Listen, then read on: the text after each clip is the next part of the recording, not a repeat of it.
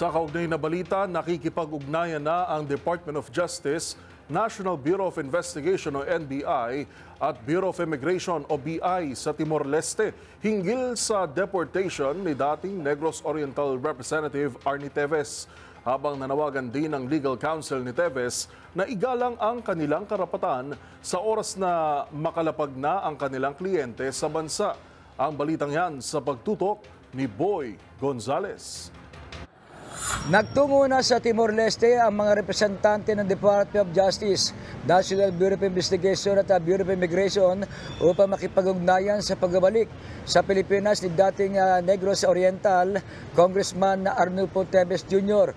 Unang ikinatuwa ng DOJ ang naging desisyon ng gobyerno ng Timor-Leste na pauwiin sa ating bansa si Teves na naharap sa kasong murder at itinuturong mastermind sa pagpaslang kay Negros Oriental Governor Roel Degamo.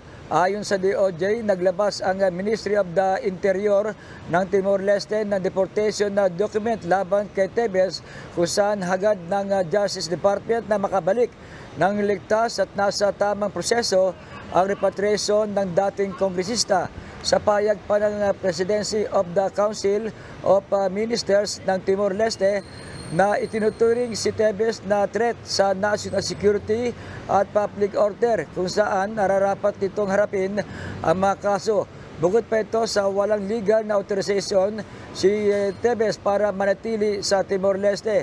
Kabilang pa sa naging administrative deportation decision ay ang pagpataw kay Teves ng 10 taong ban sa pagbalik sa Timor-Leste batay sa ilalim ng domestic laws on immigration and asylum ng nabanggit na bansa. Samantala, sinabi naman ng legal counsel ni Teves na si Atty. Ferdinand Topacio, nagtungo na rin sila sa DOJ, BI at NBI upang hingin ang eksaktong oras at lugar ng pagdating ng kanilang kliyente.